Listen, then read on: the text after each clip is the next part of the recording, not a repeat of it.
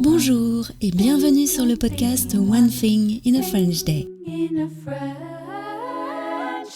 Aujourd'hui, vendredi 28 février 2025, cet épisode s'intitule Chenonceau. J'espère que vous allez bien et que vous êtes de bonne humeur. Je m'appelle Laetitia, je suis française, j'habite près de Paris et je vous raconte au travers de ce podcast un petit bout de ma journée. Vous pouvez vous abonner pour recevoir le transcript, le texte du podcast qui est envoyé par email à chaque fois qu'un épisode est mis en ligne. Pour ces vacances d'hiver, je vous propose de découvrir ou redécouvrir Blanc comme neige, une mini-série en 4 épisodes qui nous emmène dans un voyage hivernal.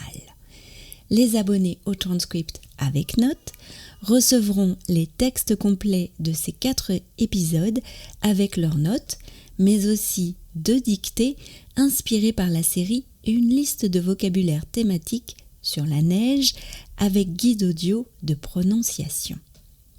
Le transcript avec notes culturelles et français naturel est disponible pour 5,90 € par mois et vous donne accès à 12 textes. C'est l'occasion pour vous de progresser naturellement en français. Chenonceau, Blanc comme neige, mini-série hivernale, 3e épisode. L'épisode d'aujourd'hui a été écrit en mars 2013, alors que nous étions en vacances dans la vallée de la Loire, qui abrite de si beaux châteaux.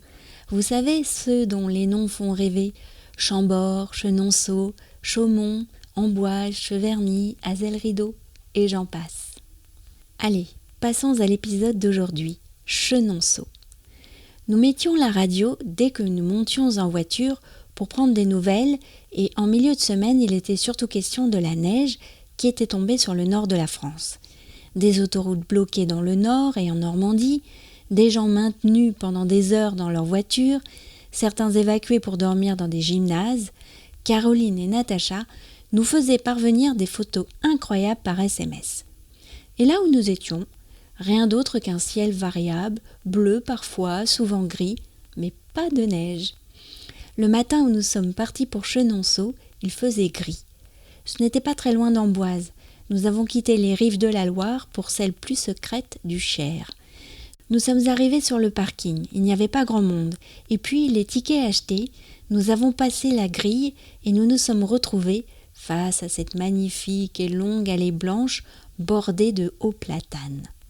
En la remontant, je m'attendais à être dépassée d'un instant à l'autre par un cavalier du XVIe siècle, le roi Henri II rendant visite à sa favorite, Diane de Poitiers, ou quelque invité se rendant à une fête de Catherine de Médicis, ou encore la jeune Marie Stuart à califourchon sur son cheval.